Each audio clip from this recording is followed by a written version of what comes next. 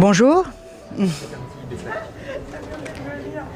Merci d'être présent aujourd'hui en présentiel et en ligne pour ce lancement de l'édition 2022 du prix Télécom Innovation. Je suis vraiment très heureuse aujourd'hui d'introduire le lancement de ce prix. La Fédération française des télécoms et ses partenaires Google, Samsung, mais aussi Tech in France, l'AFNUM et le Mobile Manufacturers Forum relancent aujourd'hui ce prix qui a connu une petite éclipse. Quelques semaines après ma prise de fonction à la tête de la Fédération française des télécoms et après 2 années de pandémie mondiale, c'est une grande joie et une grande émotion de les relancer avec ces prestigieux partenaires. Pour nous, opérateurs télécoms, et plus largement pour tout l'écosystème numérique, il est au cœur de nos missions de relier les femmes et les hommes entre eux, par-delà les frontières sociales, par-delà les frontières géographiques, par-delà les frontières culturelles, par-delà les frontières physiques et évidemment par-delà les frontières du handicap. C'est la raison pour laquelle la Fédération française des télécoms s'est engagée dès 2011 dans une charte pour l'accessibilité et pour laquelle elle a lancé ce prix Innovation Télécom en 2016. C'est aussi la raison pour laquelle nous faisons un effort pour adapter nos communications commerciales en FALC, français facile à lire et à comprendre, pour travailler sur la maniabilité de nos box, notamment pour les aveugles avec des inscriptions en braille, pour assurer l'accès de tous à nos boutiques et pour former, bien évidemment, les professionnels de notre secteur à l'accessibilité. La société du numérique donne précisément cette chance à ceux pour qui la prise de la parole est difficile, de pouvoir être écoutés sans être interrompus, de pouvoir joindre les services publics, les entreprises ou tout simplement les amis à distance. Il est de notre devoir de concevoir pour eux des solutions adaptées et évolutives. Il est aussi de notre devoir de stimuler l'innovation, notamment par ce prix. Cette exigence est évidemment renforcée par la numérisation accélérée de notre société, par l'effet de la pandémie mondiale et l'essor du télétravail. C'est une exigence, mais aussi peut-être finalement aussi une chance, car pendant cette période, nous avons tous appris à être plus respectueux de la parole de l'autre, à moins nous opposer et à donner davantage la parole à ceux qui n'iraient pas la demander spontanément. Je crois que chacun se reconnaîtra dans cette expérience et j'en profite précisément pour saluer ceux qui nous suivent à distance. Lors des dernières éditions, nous avons distingué une dizaine de projets au service de belles causes. La transition écologique, la diversité linguistique, le retour à l'emploi, la lutte contre les fausses informations. Pour cette 6e édition, nous renouons avec le thème de l'inclusion et de l'accessibilité des services de communication électronique pour les personnes handicapées. Une cause qui nous tient à cœur et qui avait marqué l'élan de notre première initiative. 12 millions de Français sont concernés, soit 18% de la population de la nation. Nous sommes particulièrement fiers d'être parrainés à cette occasion par le Conseil national consultatif des personnes handicapées, qui est ici représenté par son président, Jérémy Bourrois, que je salue et qui s'exprimera lors de la table ronde. Le choix de ce thème, cette année en particulier, n'est pas le fruit du hasard. 2022 marquera, je l'espère, une nouvelle étape dans l'accessibilité téléphonique, avec la transposition de l'Accessibility Act européen. Cela permettra d'intégrer à la source, dans nos produits, dans nos services, la question du handicap, de la même manière que nous intégrons les nouveaux enjeux de développement durable et d'économie circulaire. Ce sera un nouveau pas pour l'inclusion. 2022 sera, je l'espère, aussi l'occasion de revisiter et de moderniser l'article 105 de la loi République numérique, après un retour d'expérience de cette année et la remise des conclusions du rapport de Jérémy Bourrois et Anthony Colombani. 2022 sera aussi, je l'espère, l'occasion d'un pacte de raison entre tous les partis politiques et entre toutes les administrations pour redonner le choix et le pouvoir aux personnes qui font appel au service universel de l'accessibilité téléphonique de leurs propres solutions. Il revient aux intéressés directement de prendre la main et de décider pour eux-mêmes quelle est la solution la plus adaptée à leurs besoins. La semaine dernière, Bruno Le Maire a réuni les acteurs de l'écosystème numérique. Eh bien, cela fait partie des 4 principales propositions que j'ai portées au nom de la Fédération française des télécoms auprès du ministre. Nous porterons aussi ce message auprès des nouveaux ministres, M. Combes et Mme Darrieussecq, et nous l'espérons, nous travaillerons avec les administrations pour aboutir à un projet de loi qui sera présenté au second semestre. Nos services sont un levier extraordinaire au service du principe de non-discrimination. Moi qui suis juriste, je suis très attachée à ce principe.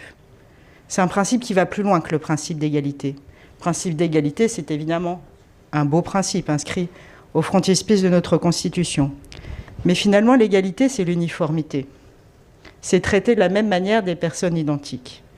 Le principe de non-discrimination, qui est justement inscrit au cœur de l'Accessibility Act, c'est vraiment une étape supplémentaire. C'est traiter différemment des personnes différentes. Et finalement, c'est bien ce que nous avons tous en commun, c'est d'être différents.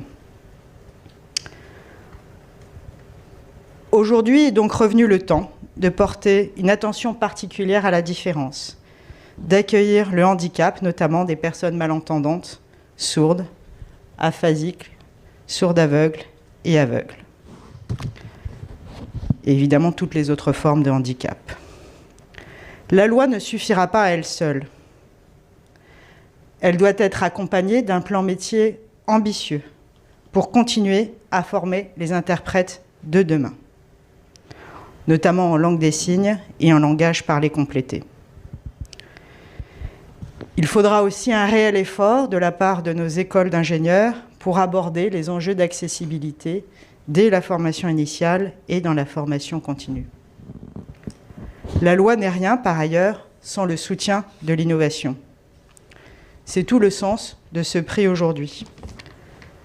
Nous souhaitons soutenir l'inventivité d'entrepreneurs visionnaires et mieux faire connaître la démarche d'associations ou d'institutions déterminées pour faciliter les démarches administratives ou tout simplement soutenir l'autonomie. Nous avons ici Stéphane Gaillard qui s'exprimera notamment tout à l'heure au nom de l'Institut des jeunes aveugles. Des associations dynamiques plus récentes méritent aussi certainement un surcroît de notoriété et j'espère qu'elles seront nombreuses à candidater pour ce prix. Vous connaissez tous le mot de Mark Twain. Ils ne savaient pas que c'était impossible, alors ils l'ont fait. C'est ce que nous avons vécu lors de la première édition de ce prix il y a 6 ans, avec notamment l'application Speech to Text de Roger Voice, qui retranscrit les paroles en temps réel et sous-titre les appels téléphoniques. Le prix l'a aidé à ouvrir un centre au Canada. C'est ce que nous avons vécu aussi avec l'aide auditive basée sur la reconnaissance vocale d'Ives. le prix a facilité ensuite la conclusion d'accords de distribution.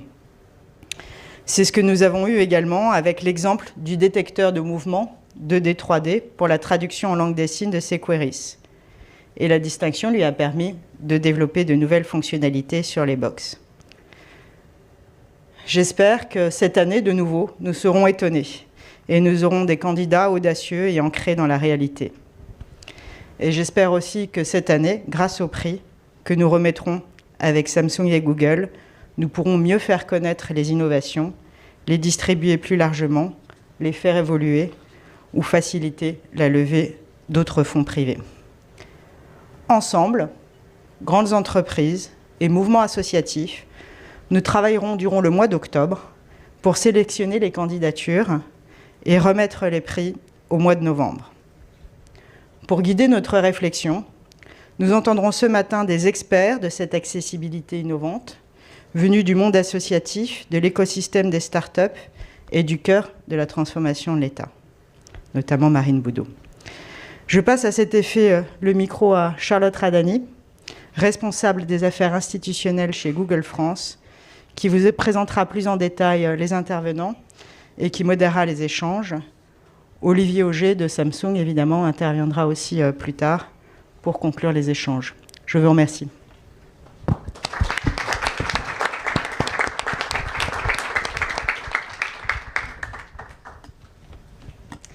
Merci beaucoup Lisa. Bonjour à toutes et tous. Donc je prends le relais effectivement pour une table ronde dédiée au numérique, donc vecteur d'accessibilité. Ça nous permettra sans doute de prendre du recul sur la thématique de l'appel à projet qui nous réunit aujourd'hui. Donc effectivement, je m'appelle Charlotte Radani, je travaille dans l'équipe des relations institutionnelles chez Google France et je suis vraiment très heureuse d'avoir sur cette table ronde ce matin, et Lisa l'a souligné, des intervenantes et intervenants venus d'horizons très variés, et ce qui nous permettra d'avoir une discussion très riche sur ce sujet-là. Pour présenter très rapidement les intervenants, et je leur donnerai ensuite l'occasion de présenter leur structure à chacun. Donc on est très heureux d'avoir avec nous Jérémy Borroy, donc président du CNCPH, Marie Belloc, cofondatrice et co-directrice de Sherit, Stéphane Gaillard, directeur de l'Institut national des jeunes aveugles, et Marine Boudot, haute fonctionnaire au handicap et à l'inclusion, et vous le pilotez par ailleurs le pôle design des services numériques au sein de la direction interministérielle du numérique, autrement nommée DINUM. Donc merci encore d'être là, et puis j'en profite aussi pour remercier également les interprètes LSF et les codeuses LPC qui nous accompagnent sur l'événement ce matin. Sans plus attendre, je vais laisser la parole tout de suite à nos intervenants pour qu'ils présentent brièvement leur structure. Peut-être Jérémy pour commencer.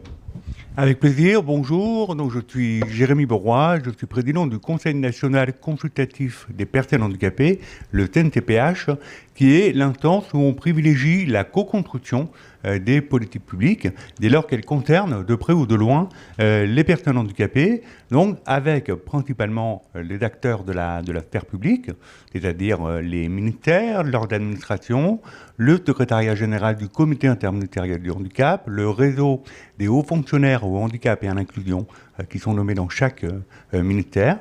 Donc le CNCPH, c'est 160 organisations membres qui se réunissent une fois par mois en plénière, une fois par mois dans 9 commissions, et avec encore d'autres réunions, et qui s'appuient sur un réseau important d'instances au niveau départemental, principalement les conseils départementaux de la citoyenneté et de l'autonomie.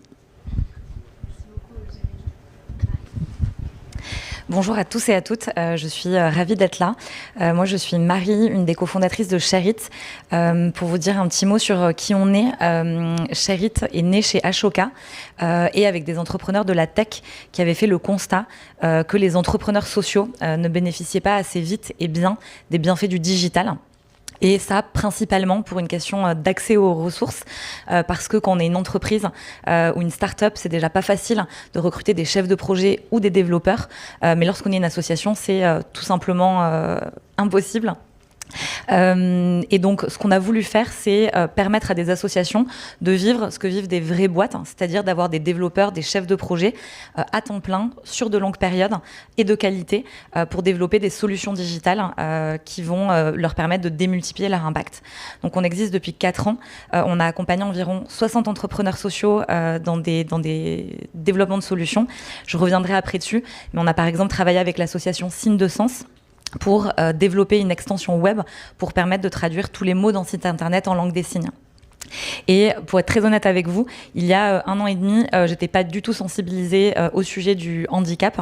Je reviendrai aussi dessus, mais je suis ravie d'être là et pouvoir aussi vous partager l'expérience terrain, parce que en tant qu'acteur de la tech, comme on est d'intérêt général, pour nous c'est extrêmement important d'être accessible à tous et à toutes et de porter ce message-là.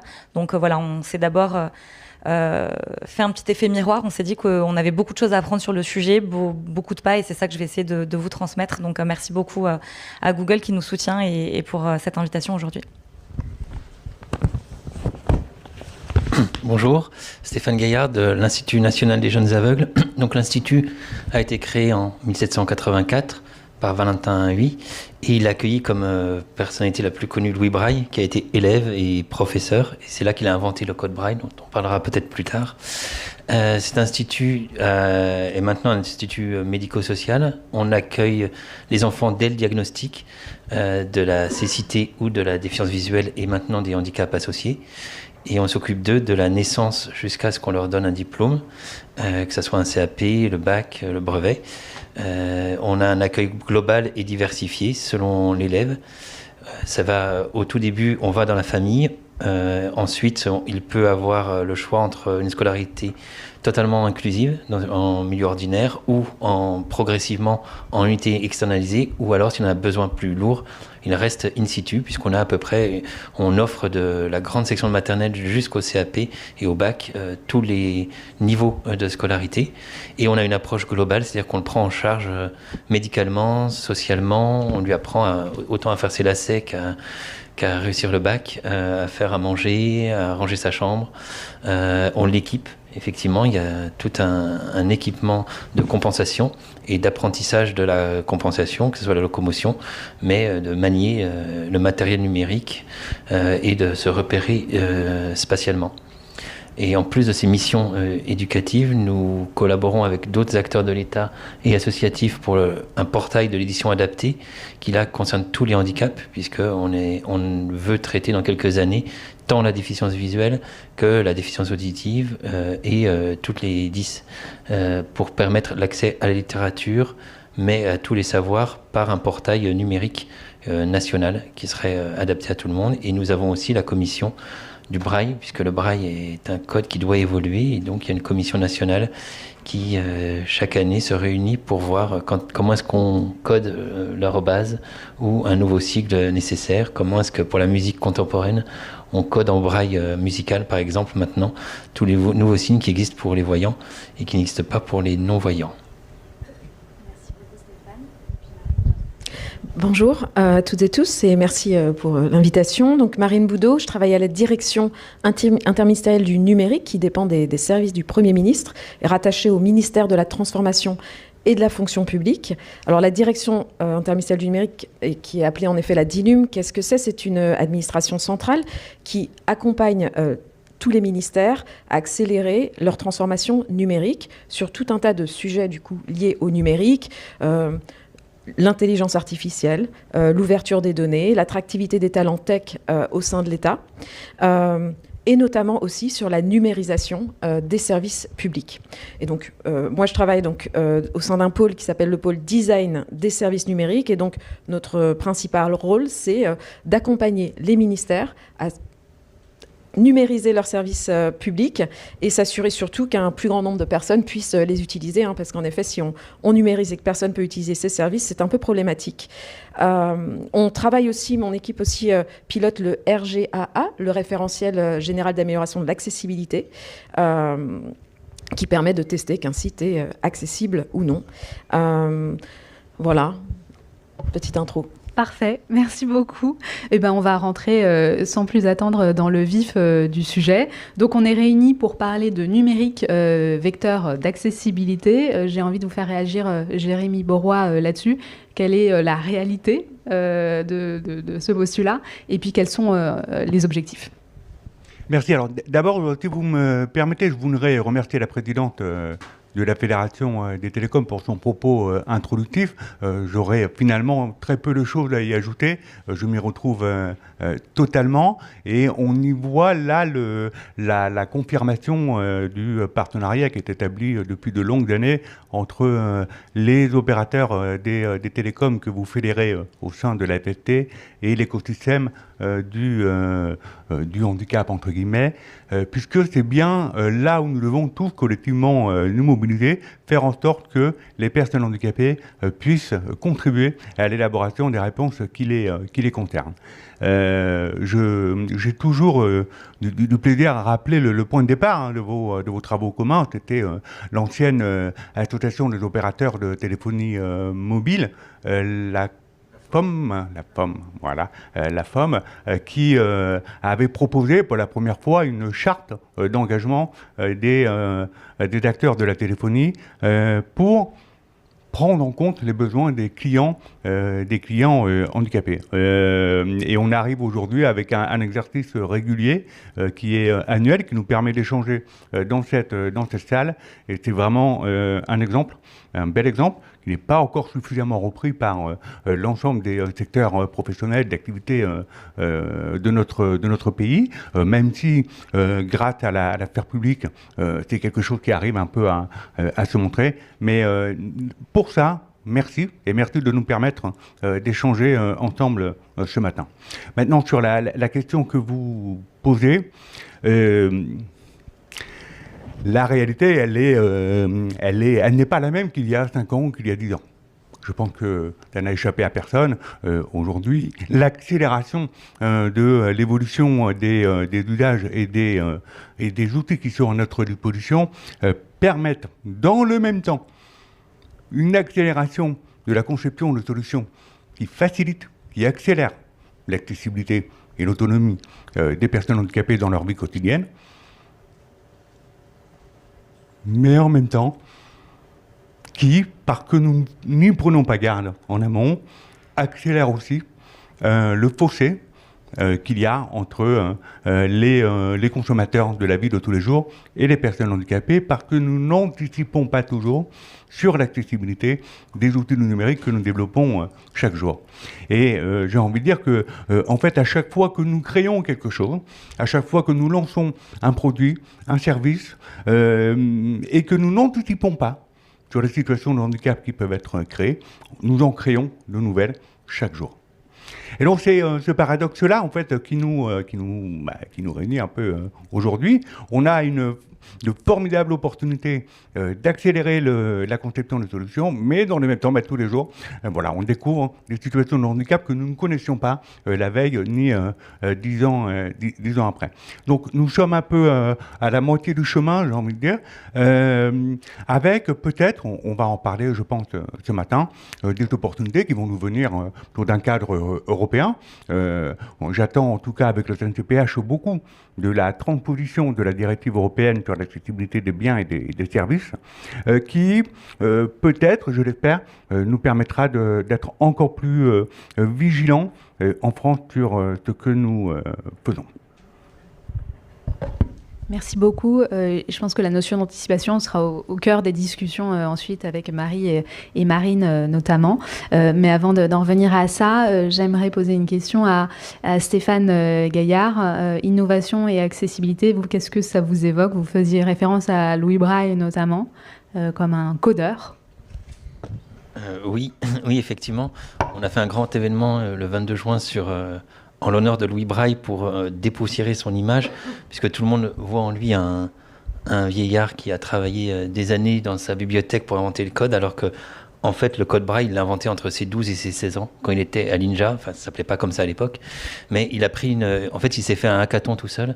Il a pris une vieille technologie militaire qui fonctionnait pas en 12 points. Il a compris où étaient les failles et il l'a simplifié pour qu'en 6 points, ça passe sous la pulpe de l'index, et ce qui a permis en fait sa diffusion. Il a compris comment en fait designer une technologie défaillante et obsolète pour la rendre accessible à tous. Et c'est en ça que effectivement c'est de l'innovation. Déjà il y a donc un siècle et demi, bientôt 2 siècles. En 2025 nous fêterons le bicentenaire de ce code, et c'était une innovation permanente, puisque comme je vous le disais, c'est un code qui est évolutif et qui est devenu universel. 146 langues sont traductibles ou transposables en braille, et pas seulement les langues alphabétiques, même les langues comme le chinois ou l'arabe peuvent être transposées en braille, et le braille numérique fonctionne extrêmement bien. Alors on l'a complété, il a fallu rajouter 2 petits points sur les plages braille numériques pour qu'on puisse transposer en fait le code et le rendre mathématiquement plus accessible à l'informatique. Mais voilà, l'innovation, elle est permanente sur ce point-là. Mais c'est vrai qu'on en a besoin, et comme je pourrais signer exactement ce que vient de dire Monsieur Borroy, elle est fantastique, mais elle est dangereuse. On en parlera sur les autres points, puisque à la faveur d'une application qui va être évoluée, l'accessibilité va disparaître d'un coup. Et je ne citerai pas certaines applications de sociétés de transport, qu'elles soient parisiennes ou nationales, où justement un changement d'application l'a rendu totalement inaccessible aux aveugles et aux déficients visuels. Alors que ça fonctionnait, que c'était peut-être plus frustre et rustique auparavant, mais pour nous c'était accessible. Et maintenant, on ne peut plus prendre un billet de train ou savoir à quelle station de métro descendre pour venir ici. Et heureusement qu'on a des aidants qui nous emmènent chez Google. Merci beaucoup. Et on reviendra sur justement ce fossé qui peut se créer, que Jérémy évoquait aussi tout à l'heure. Aujourd'hui, Marine Boudot, quel constat vous dressez quant à l'accessibilité des services numériques et l'innovation aussi qui existe en leur sein? Alors, Claire Hédon, je crois, a publié le rapport 2021 du Défenseur des droits. Donc, voilà, on le sait aujourd'hui, l'accessibilité ou la simplicité des services publics, on est encore loin d'un accès pour toutes et tous. L'INSEE aussi nous rappelait qu'en 2021, c'est plus d'un tiers de la population qui a finalement abandonné la réalisation d'une démarche administrative. Donc on voit que ce sujet de l'accès, de l'inclusion des services numériques, il touche vraiment une grosse partie de la population. Donc après, comme je disais, notre équipe et le ministère de la transformation et de la fonction publique et notre nouveau ministre Stanislas Guerini sont ultra mobilisés sur ces sujets-là. On est évidemment bien conscient qu'il y a un vrai enjeu et problème d'accès aux services et aux droits. Donc notre travail au sein de la direction interministérielle du numérique, c'est donc d'être un lobby, de pousser, d'un lobby positif, de pousser donc les ministères, de les challenger, de rendre compte de la complexité des différents services. Et pour ça, on s'appuie sur des métriques, on s'appuie sur du réel, sur des retours utilisateurs, sur de la recherche utilisateur, des tests d'utilisabilité, ce que font les entreprises numériques classiques. Donc on essaye, nous, de pousser à ces bonnes pratiques de conception de produits et de services numériques. Et on le voit, alors Jérémy le mentionnait, on n'est pas au même endroit qu'on était il y a 5 ans. Donc il y a des améliorations qui sont visibles.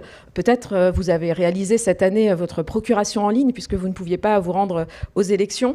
Voilà, beaucoup ont utilisé cette procuration en ligne qui est accessible, qu'il faut encore se déplacer aujourd'hui pour réaliser complètement la démarche. Mais voilà, petit à petit, on simplifie, on améliore les services. Pôle emploi a fait beaucoup de travail aussi cette année pour rendre leur principale démarche d'inscription à Pôle emploi, de recherche d'emploi accessible aux personnes en situation de handicap. Et donc voilà, il y a un réel momentum qui se crée, et on ne va que aller dans le bon sens pour continuer à appuyer sur ces progrès et à ne rien lâcher. Parce que aussi, comme le Jérémy ou Stéphane le disait aussi, c'est en une mise en production, on peut se retrouver avec une application qui redevient non accessible, exclusive, finalement.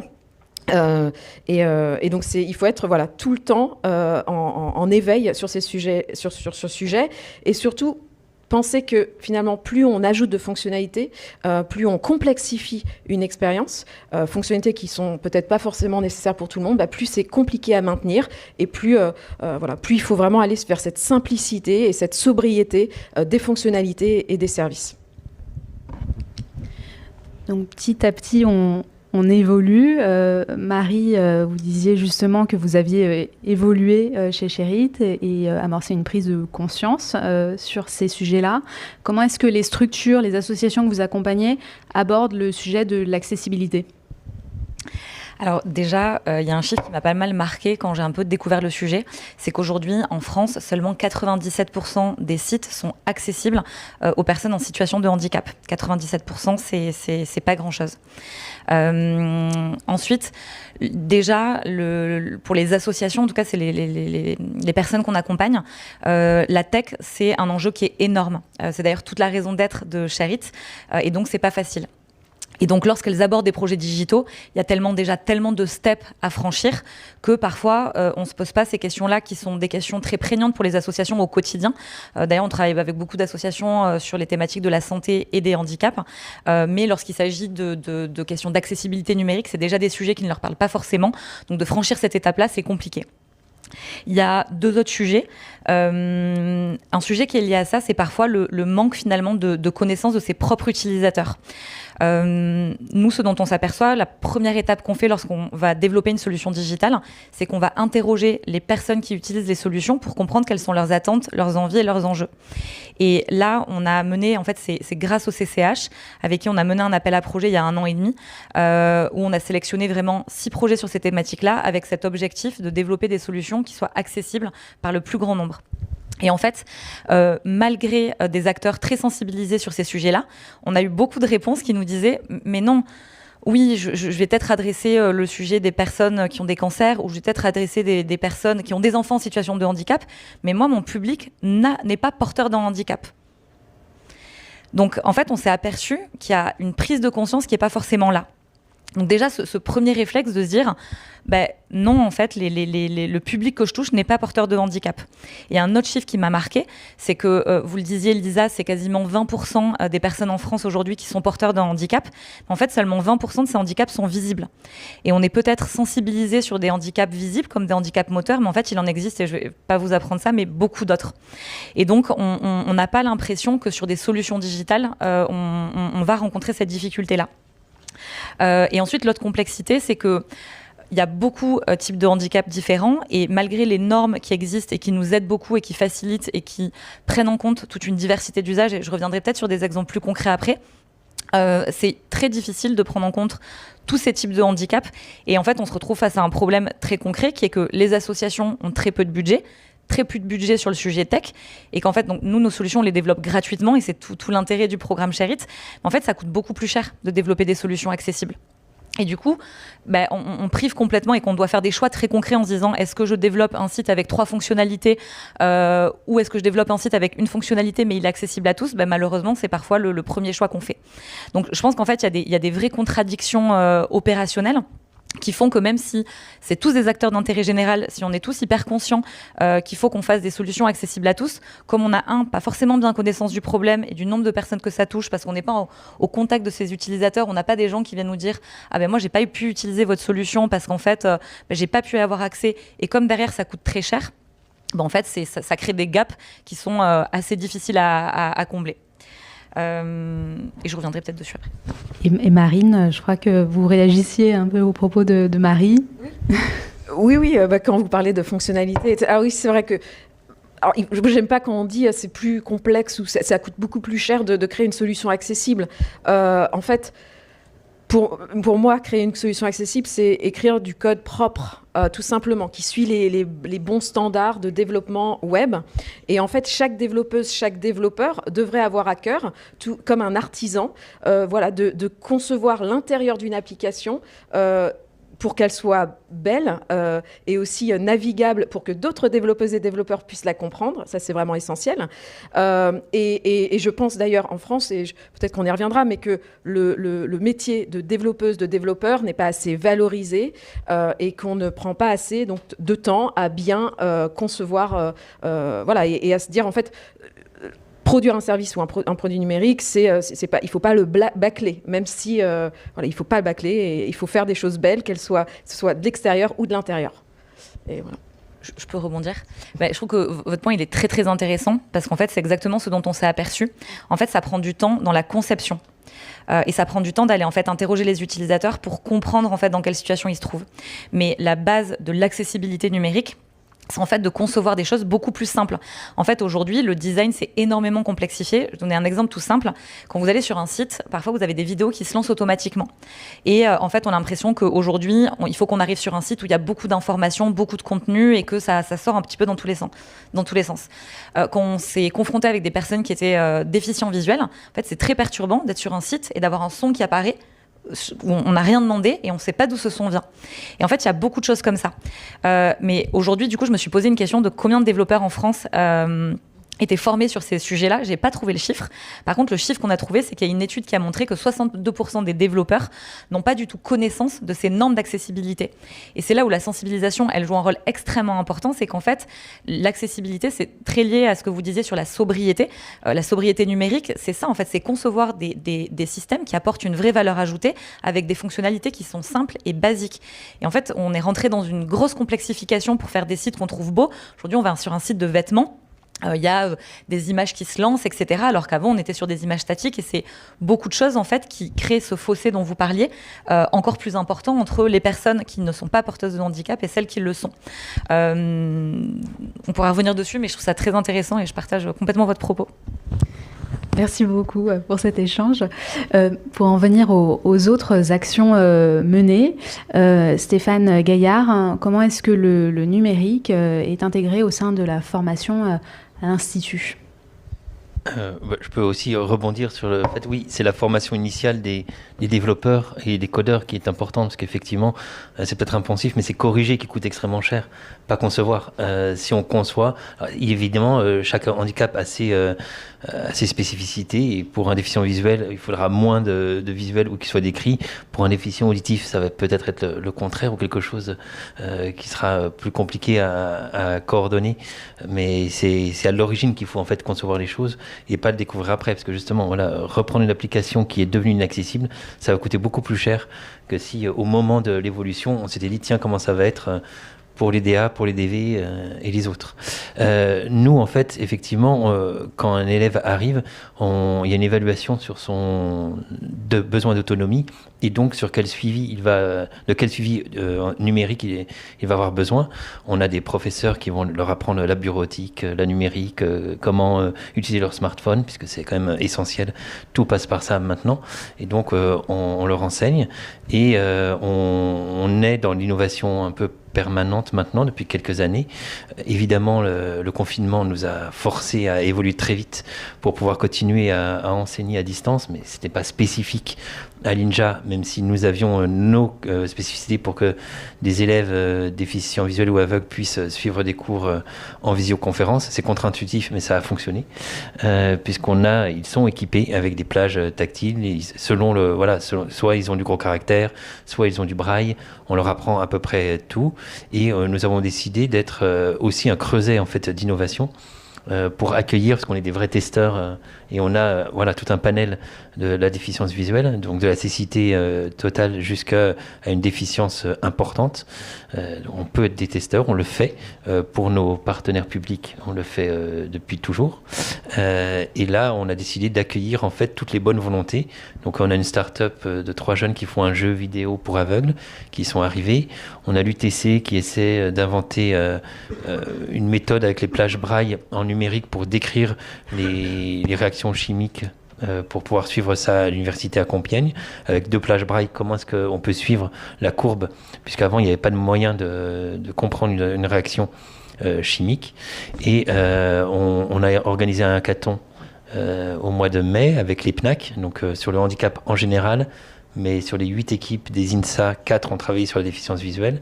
Donc ça a été aussi des innovations sur la pédagogie, mais pas uniquement. C'était aussi sur la vie quotidienne de comment faire ses courses dans un supermarché ou comment pour les JO, les déficients visuels et les déficients en général et les handicapés vont pouvoir venir à Paris et trouver des endroits accessibles. Donc c'était un hackathon qui a duré une journée. On va continuer avec nos partenaires pour que tous les ans il y ait des hackathons et des solutions qui sortent en fait pour la vie quotidienne des déficients visuels. Et pour quelque chose de plus pérenne, on met en place, et le professeur qui est responsable de ça est dans la salle, une option NSI au lycée. Et donc on va avoir toutes les classes du lycée qui vont devenir des petits codeurs.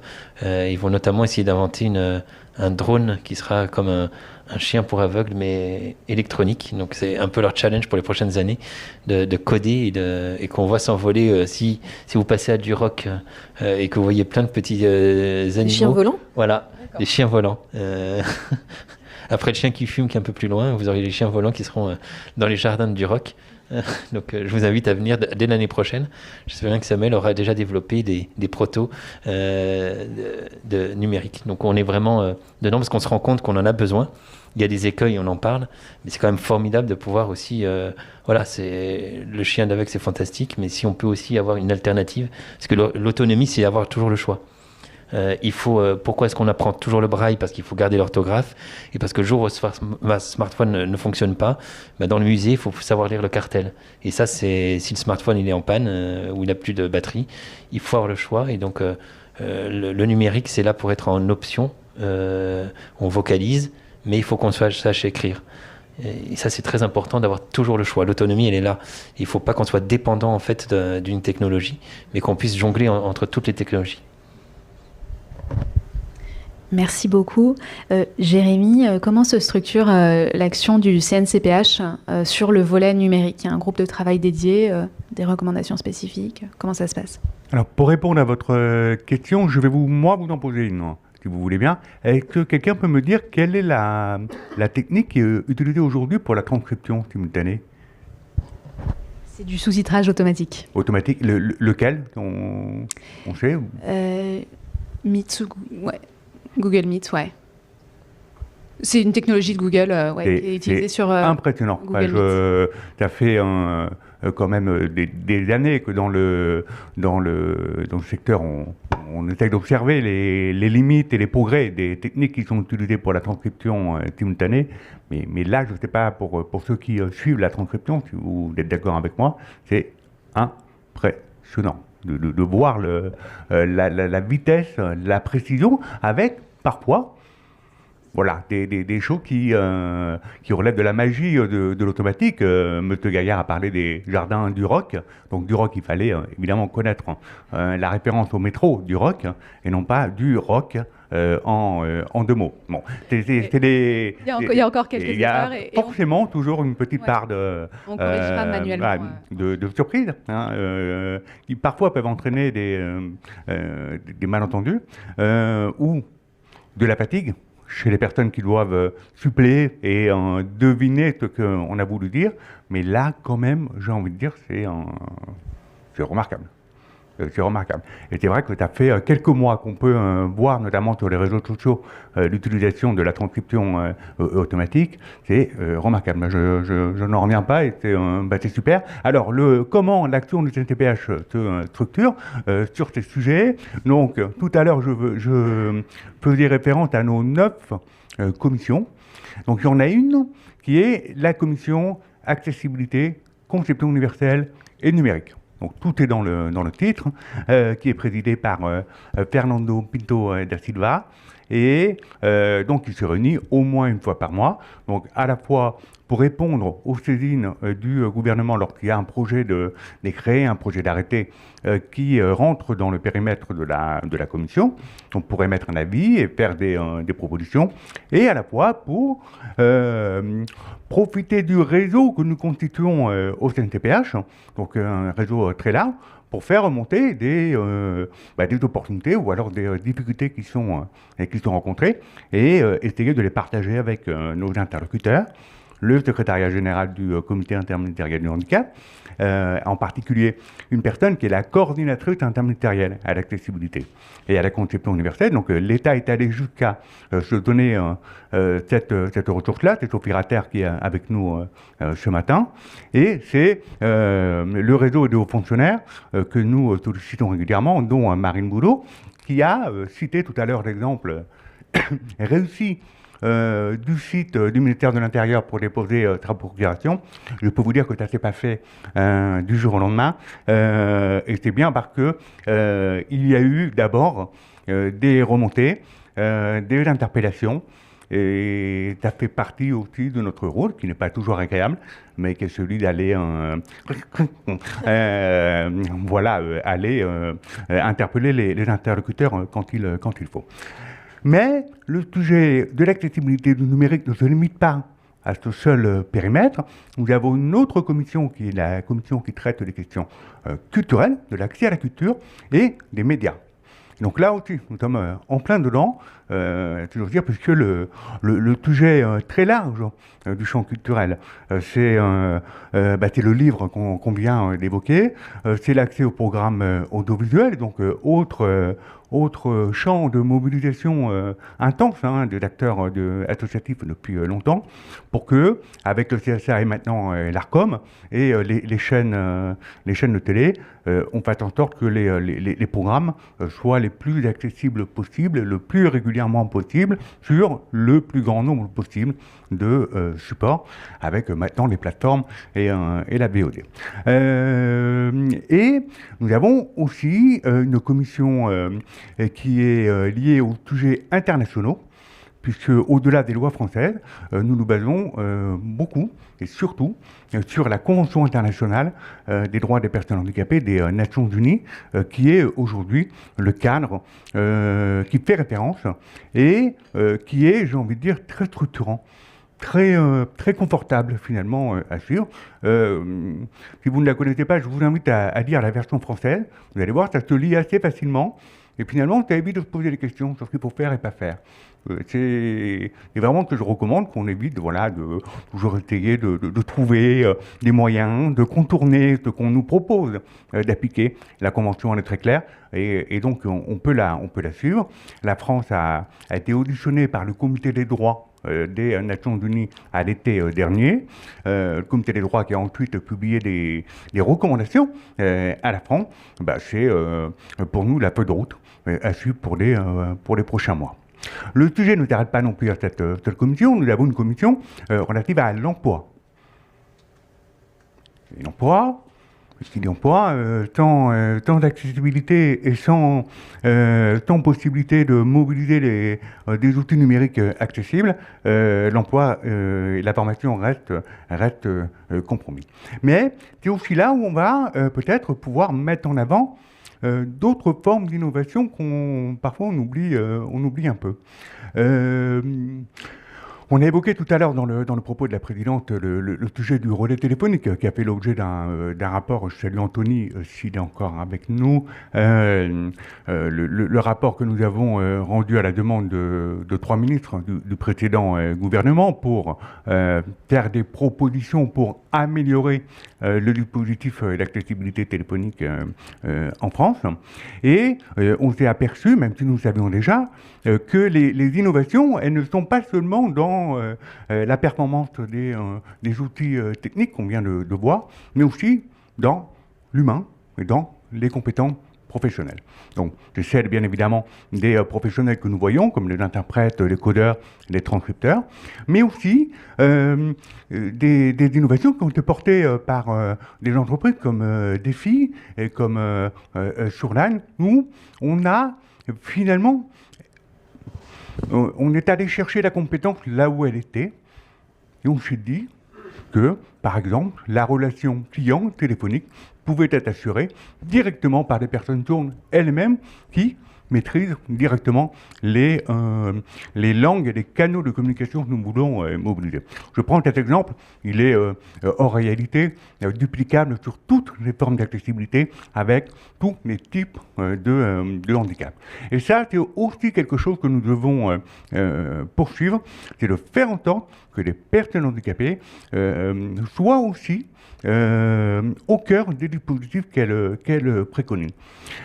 On a depuis quelques années des entrepreneurs handicapés qui s'autorisent, et je les en remercie, à prendre des initiatives, alors à la fois pour proposer des solutions de droit commun, mais à la fois aussi pour concevoir directement les réponses qui sont utiles à tous et aussi aux consommateurs handicapés. Donc ça, c'est aussi une voie que nous devons poursuivre, et au CNTPH, nous y sommes très attachés.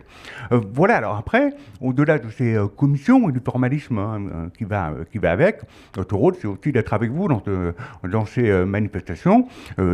Aujourd'hui, c'est la Fédération française des télécoms. Il y a 2 jours, avec certains d'entre vous, c'était la Caisse des dépôts qui avait aussi une initiative pour fédérer les porteurs de projets. Donc nous sommes aussi aux côtés d'entrepreneurs, de ceux qui cherchent des solutions, de ceux qui les mettent en place, de ceux qui prennent des risques pour les développer.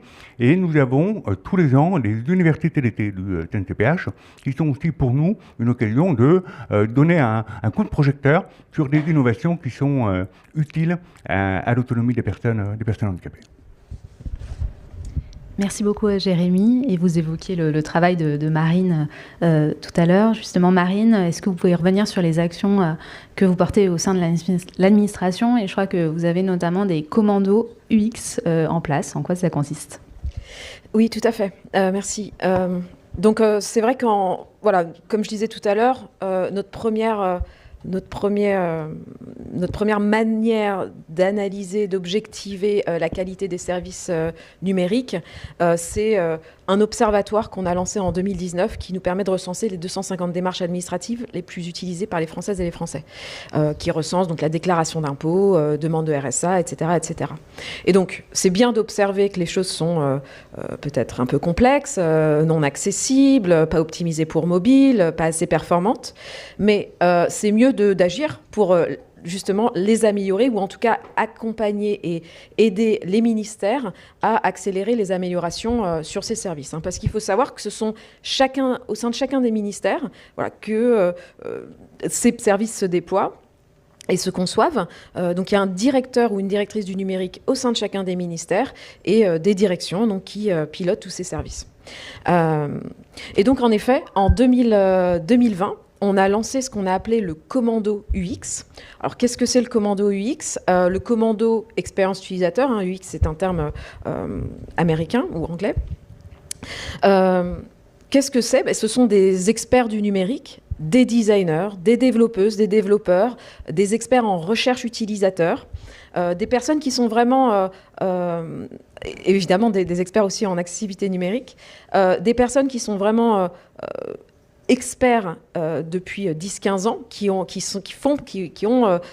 fait des années de métier sur ces sujets-là, et qu'on va déployer au sein des ministères, au sein des équipes porteuses de ces produits numériques, de ces produits et services numériques, pour aller augmenter les équipes internes et accélérer des améliorations. Alors voilà, on a intervenu sur différentes démarches, grandes démarches de l'État.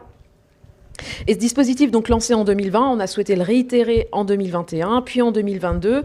Aujourd'hui, le dispositif, il est financé aussi grâce à France Relance, Next Gen EU. Donc voilà, donc ça nous a permis, voilà, de continuer ce dispositif. Et évidemment, ce dispositif, il va être continué en 2023 aussi. Aujourd'hui, pour vous dire, c'est à peu près 1 million d'euros par an qu'on dépense sur ces commandos UX. Et il faut savoir, le retour des ministères est vraiment hyper positif. Encore cette semaine, on a reçu un mail d'une direction pour nous remercier justement de la pédagogie des équipes, de l'aide à la montée en compétence des équipes en interne, parce qu'en fait, ce dont on se rend compte, c'est qu'au-delà d'améliorer concrètement les services pour les usagers, pour les citoyennes et les citoyens, c'est aussi un partage de connaissances et de compétences au sein des ministères, au sein des équipes, et une sensibilisation. Parfois on fait du pair auditing, parfois on fait du pair programming pour justement muscler, sensibiliser ces équipes. Le commando UX, c'est aussi convertir les décideurs, les décideuses, les directeurs, directrices numériques de ces ministères à ces sujets du handicap, du design, de l'aller vers l'usager. Et une des choses qu'on essaye de pousser aussi beaucoup à travers ces commandos, c'est ce qu'on appelle la recherche utilisateur. Et toute personne qui conçoit aujourd'hui des services ou produits numériques sait ce que c'est. Mais tout simplement, c'est en amont, comprendre quels sont les besoins en fait à la base des usagers et des citoyens, surtout quand on produit du service public ou des politiques publiques, et s'assurer qu'en fait quand on déploie ces services sont pertinents pour les usagers et qu'ils sont aussi utilisables. Et donc là aussi on réalise beaucoup de tests d'utilisabilité avec des citoyennes, des citoyens. Donc par exemple si on teste des démarches qui s'adressent aux agriculteurs, on va aller recruter entre guillemets des agriculteurs qu'on va rémunérer d'ailleurs, puisqu'ils ont d'autres choses à faire de leur journée, pour tester les blocages sur ces démarches et puis après tout simplement aller concrètement savoir ce qu'il faut améliorer. Évidemment, il reste encore beaucoup de choses à améliorer, mais voilà, on avance. Et c'est grâce aux compétences, à l'internalisation des compétences au sein de l'État qu'on va réussir à avancer. Et on le voit dans la presse assez récemment. L'État n'a pas aujourd'hui assez de compétences en interne pour piloter ces projets numériques. Donc nous, notre enjeu, c'est comment est-ce qu'on renforce, est-ce qu'on muscle avec des experts du numérique. Un autre sujet dont je voulais parler, je m'étends, c'est aussi le RG2A, le référentiel d'amélioration de l'accessibilité.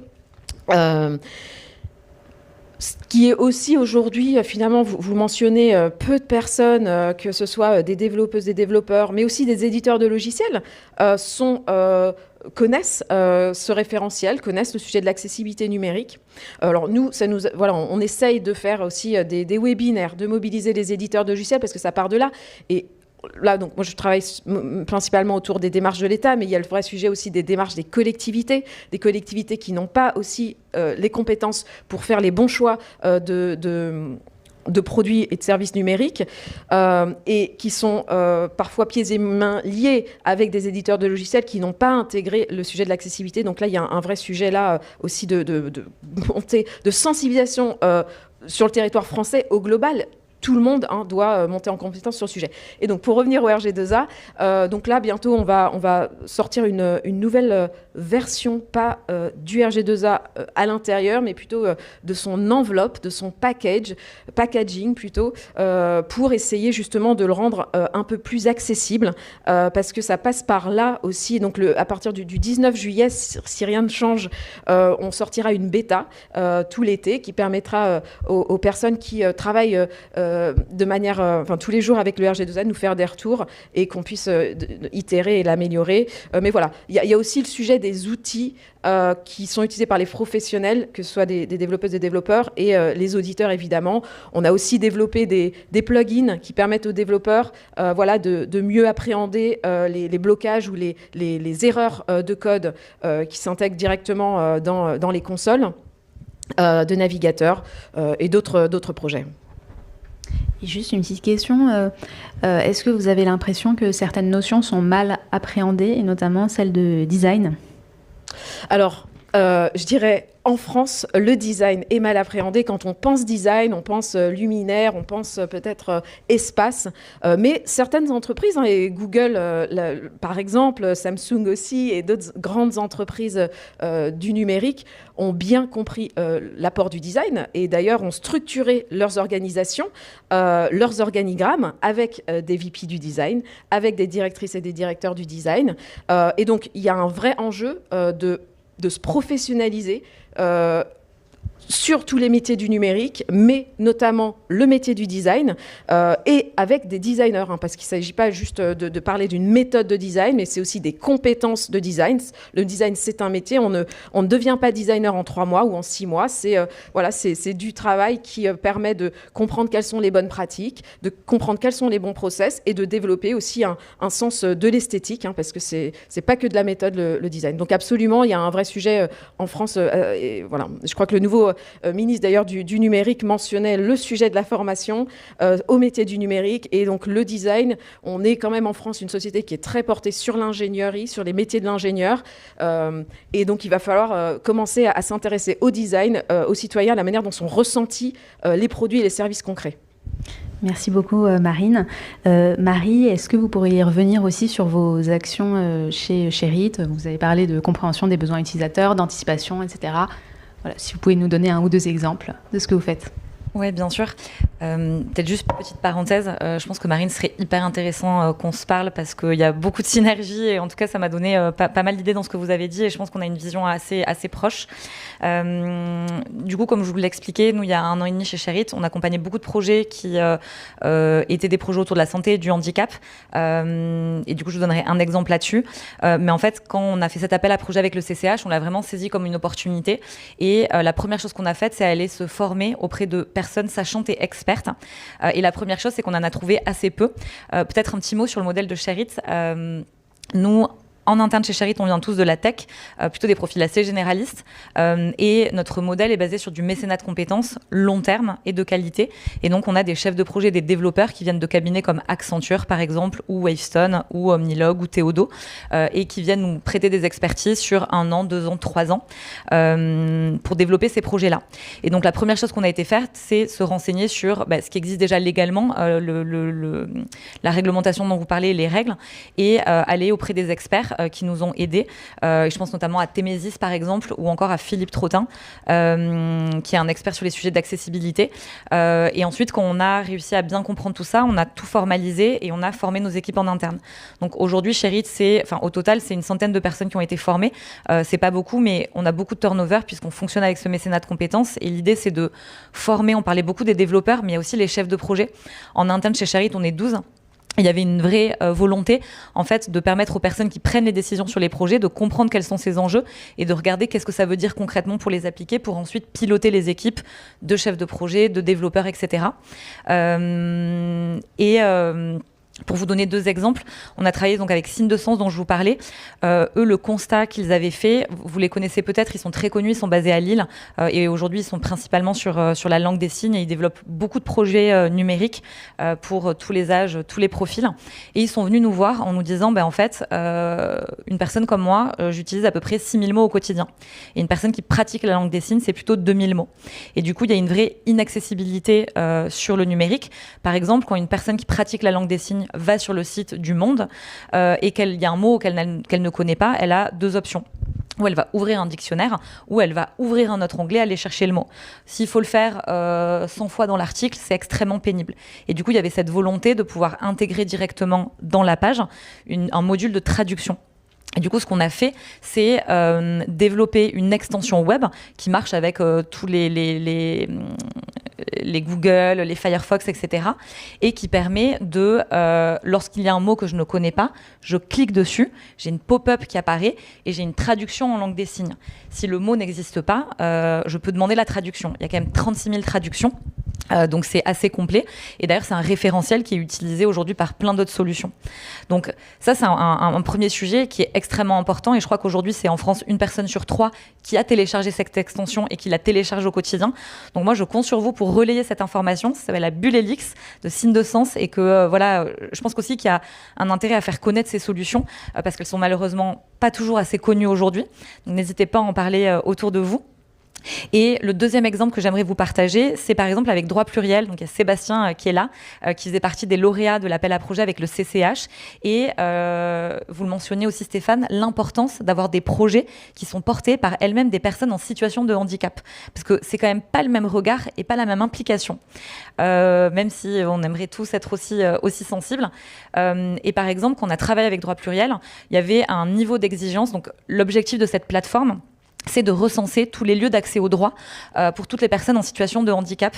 Et il y avait du coup un très fort niveau d'exigence qui était mis sur le niveau attendu, parce qu'en fait aujourd'hui des plateformes qui recensent des lieux d'accès aux droits, il en existe plein, mais malheureusement elles ne sont pas exhaustives en termes de handicap représentés. Et c'est là où je rebondis, Marine, sur ce que vous disiez, que je partage totalement. En fait, il y a beaucoup de parties prenantes à former, et notamment les éditeurs de logiciels.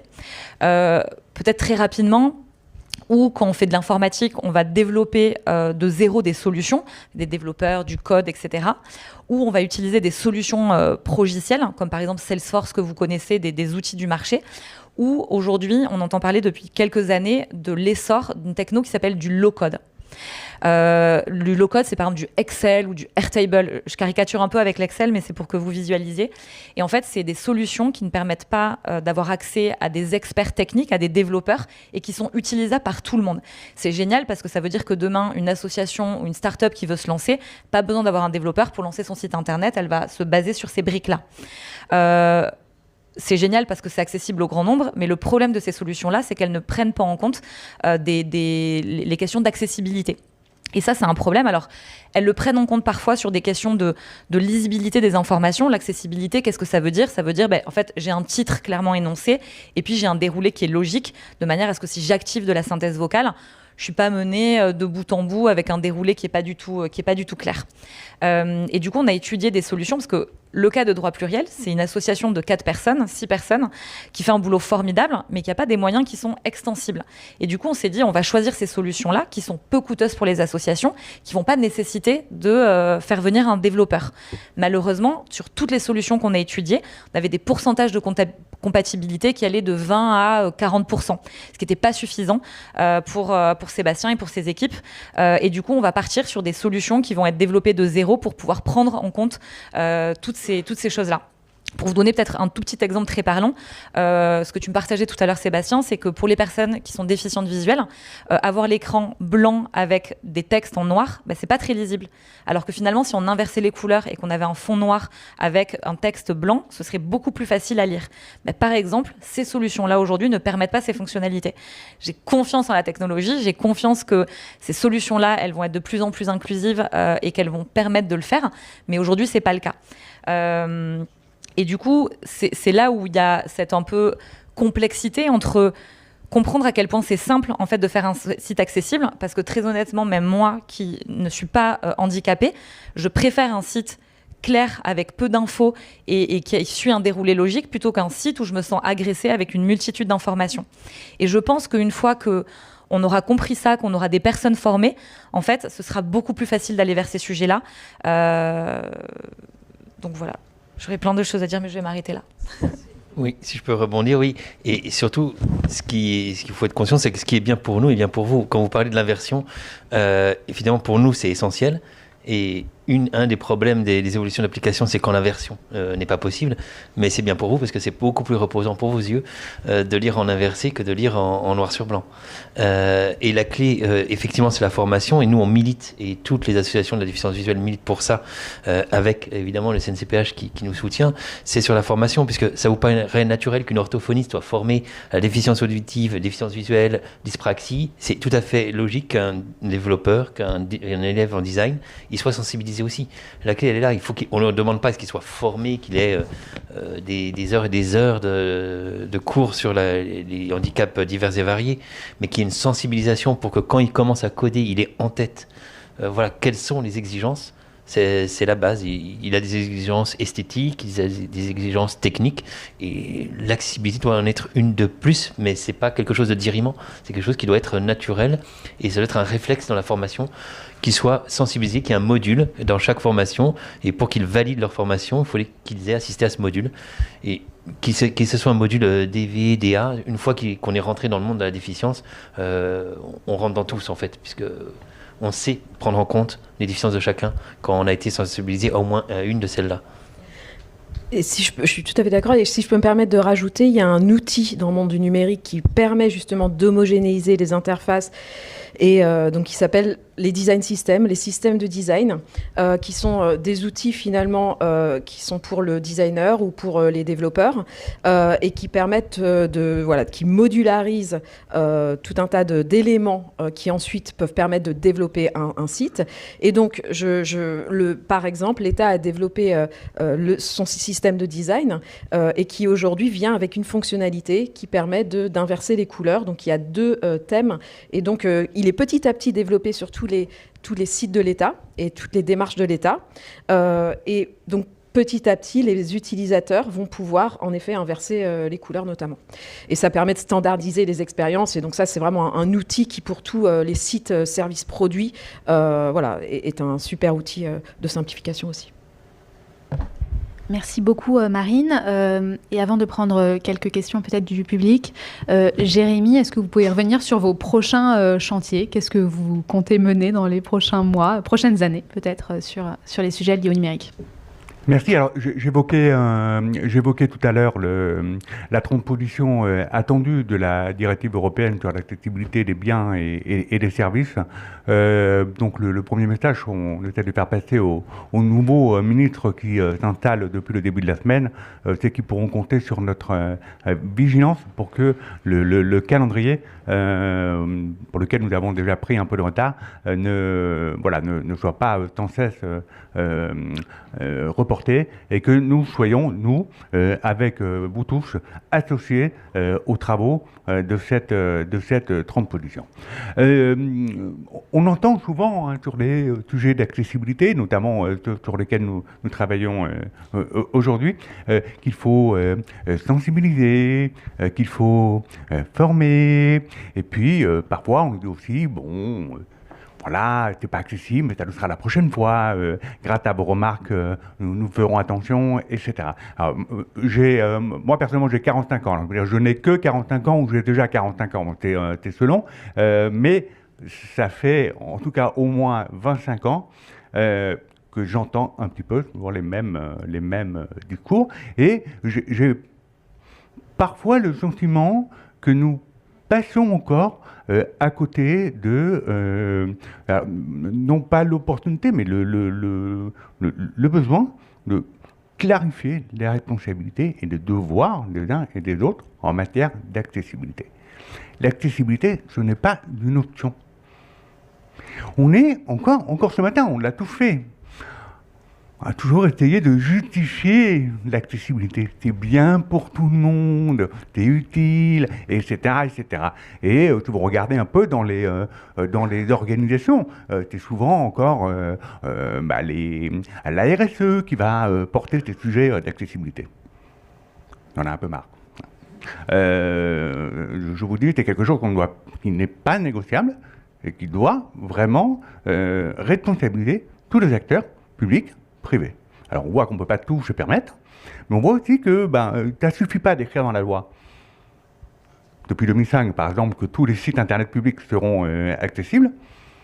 Ça ne suffit pas de ratifier une convention, visiblement. Donc il manque encore quelques mécanismes pour que on se sente, concerné, et deux, qu'à un moment donné, malheureusement, qu'un dispositif de sanction efficace se mette en place. Malheureusement, on ne peut pas faire autrement.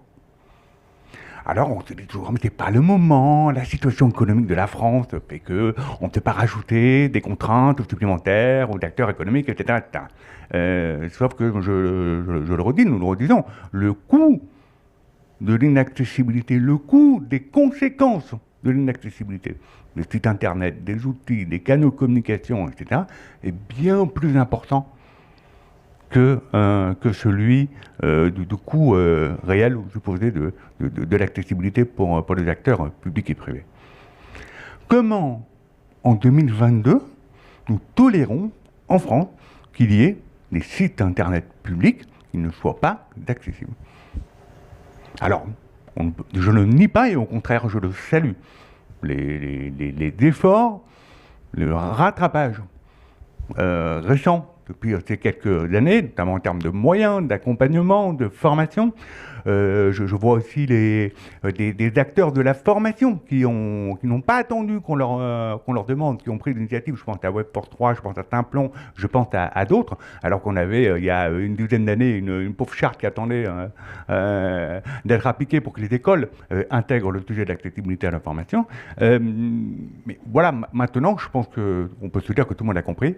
Donc il faut qu'on arrive à passer à l'étape suivante, qui est celle où nous serons vraiment dans une logique de droit et où les utilisateurs, les consommateurs, les citoyens concernés pourront vraiment prétendre au respect de leurs droits. Donc, je pense que la transposition de la directive européenne et l'opportunité, la prochaine, là, de peut-être reclarifier les responsabilités des uns et des autres. Je pense que l'arrivée d'un nouveau gouvernement est aussi l'occasion de refaire un peu la promotion alors, et du RG2A,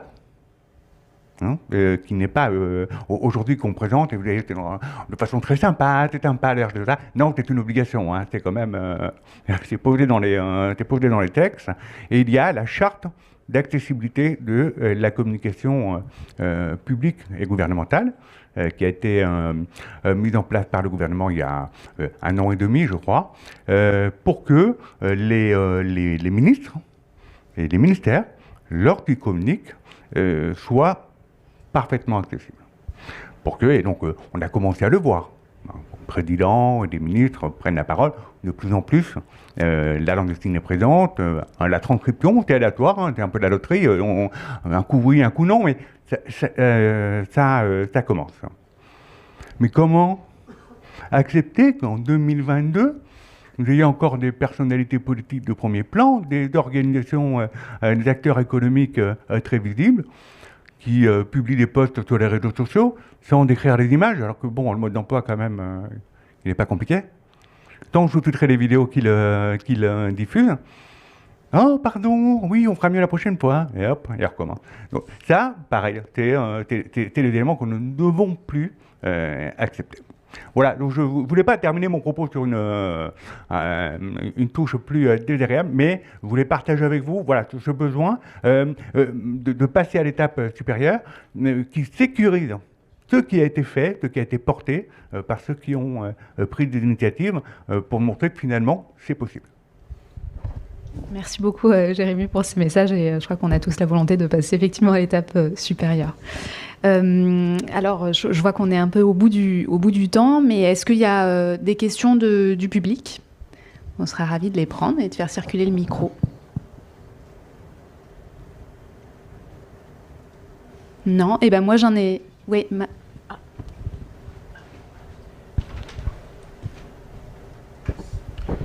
Bonjour, Amou Bouakaz, H-Up Entrepreneur. On travaille aussi avec Sherit et on en est ravis. J'avais une question naïve à poser. On est dans l'auditorium de Google. C'est Samsung qui va conclure.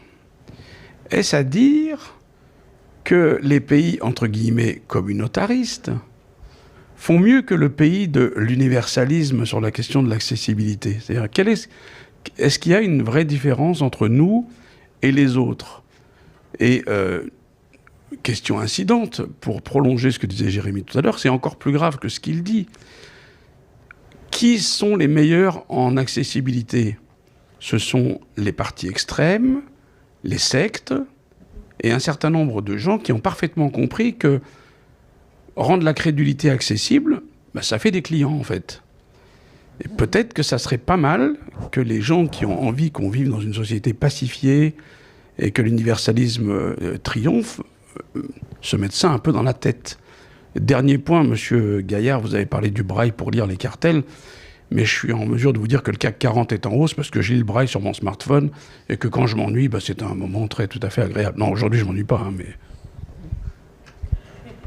Merci beaucoup. Qui veut prendre Marie ? Peut-être, je veux juste démarrer et j'espère que tout à l'heure, quand je parlais de RG2A, je n'ai pas... Voilà, je ne voulais pas l'associer à quelque chose de pas obligatoire. Simplement, voilà, on essaye de tout faire pour que plus de personnes s'en emparent. Voilà. Et donc, pour la première question intéressante, moi, personnellement, j'ai travaillé plus de 12 ans aux États-Unis, à New York précisément, dans le numérique. Et donc, mon point de vue personnel sur la maturité des équipes numériques, en comparaison, donc États-Unis-France, j'ai le sentiment personnel, encore une fois, ce n'est pas basé sur des données, mais simplement sur une quinzaine d'années d'expérience professionnelle, qu'en effet, en France, et c'est un peu ce que je disais tout à l'heure, c'est qu'on n'a pas encore atteint cette maturité, ou cette, et j'espère que je ne vexerai personne, mais ce niveau de professionnalisme à concevoir des produits et des services numériques. Quand je disais tout à l'heure qu'il faut professionnaliser la filière du numérique, il faut mettre en place des vice-présidents du design, des directrices et des directeurs du design, notamment, mais pas que, aussi sur le sujet de la data, aussi sur le sujet de la technologie en général. Et que, en effet, les entreprises, notamment américaines, l'ont bien compris depuis des années. Je crois que si on regarde une entreprise comme Intuit, qui notamment a développé une application TurboTax, par exemple, qui permet de déclarer ses impôts, qui est certes payante, mais qui a une expérience formidable. Nous, on a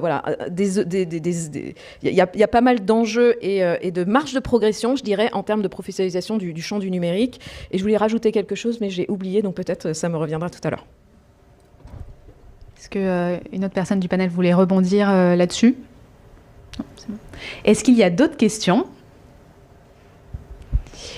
Et du coup, je vous propose qu'on applaudisse nos intervenants. Merci encore pour votre participation. Et puis, je vais laisser la parole à Olivier Auger, vice-président en charge des relations institutionnelles chez Samsung, pour nous présenter le prix Télécom Innovation 2022. Charlotte, excuse-moi, je hack complètement la fin, mais je me permets juste de rebondir sur ce que tu avais partagé.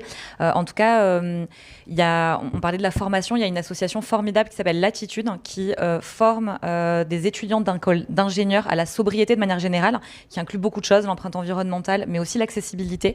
Et du coup, moi, je me suis posé la question en faisant cette conférence de dire quel rôle est-ce que nous, on peut jouer, Sherit, petit acteur de la tech.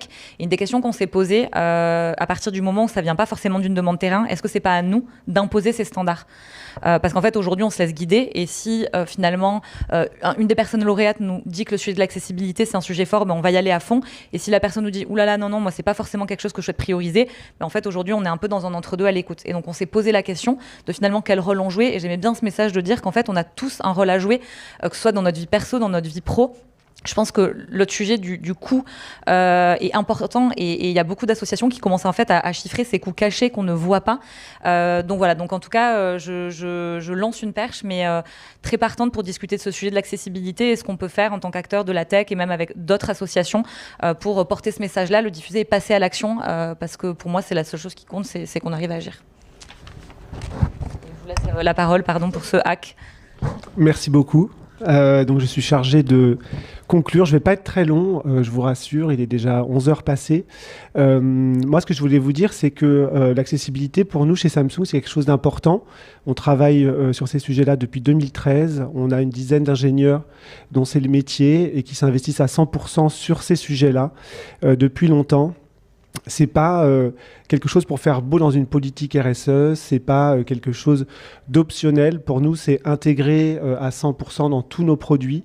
J'étais allé à l'ARCEP, j'avais fait une démonstration avec mon collègue sur l'accessibilité de nos télévisions.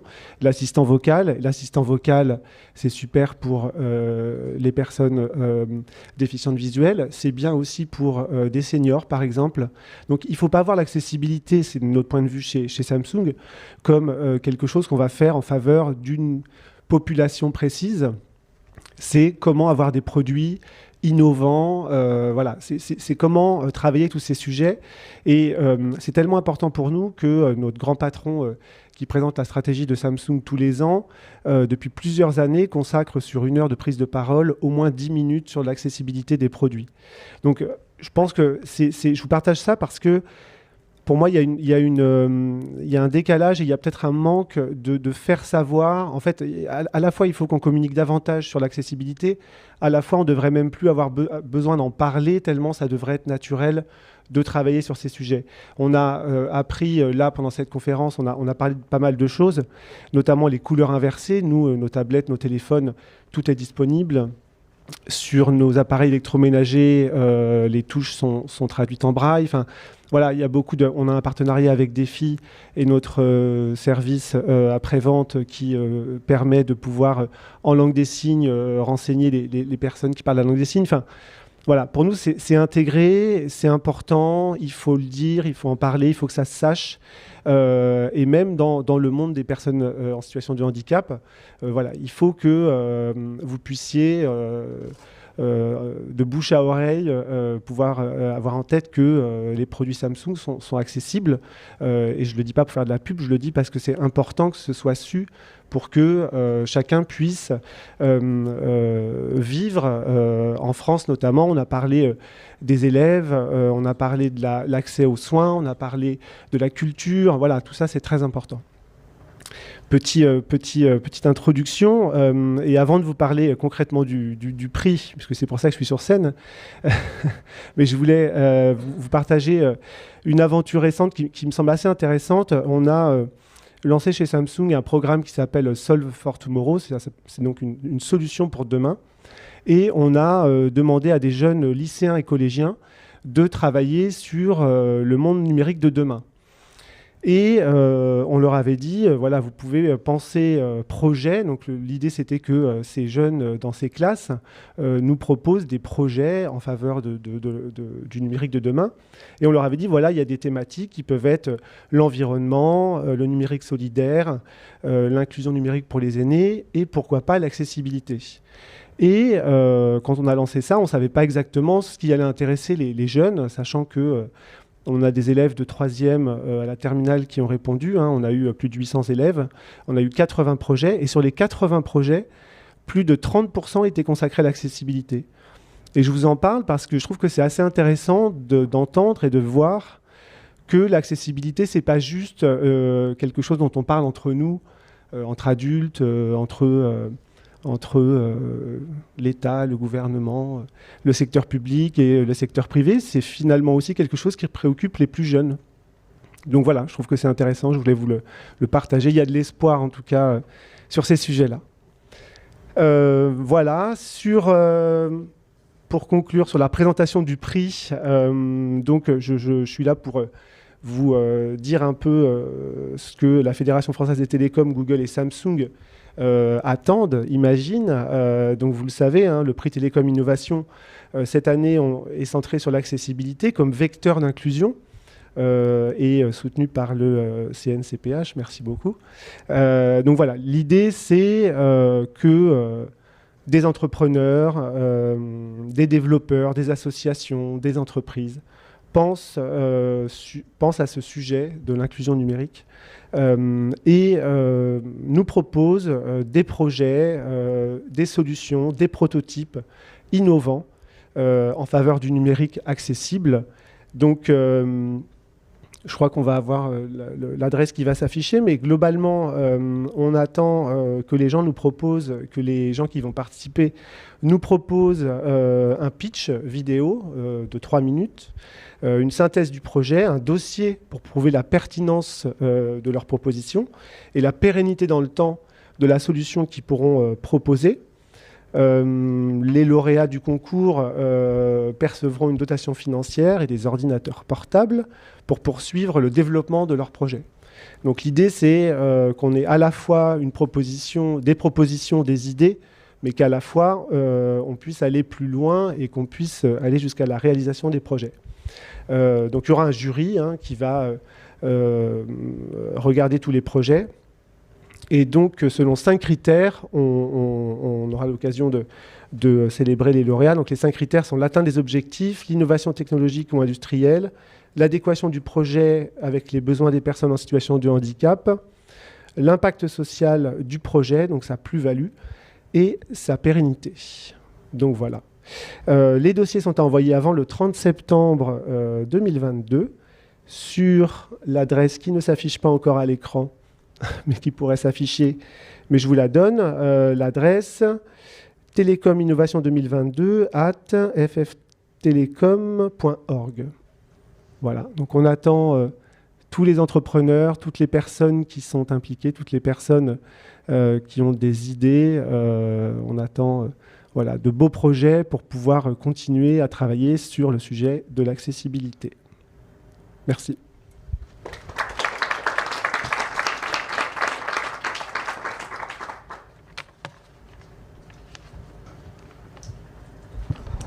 Alors, je ne sais pas s'il y a des questions sur ce prix, que ce soit en présentiel ou en ligne. Et sinon, je crois qu'on peut conclure là-dessus. Merci beaucoup de nous avoir suivis. Merci encore à nos intervenants de la matinée. Et on espère recevoir plein de belles candidatures dans les prochaines semaines. Merci à tous. Merci.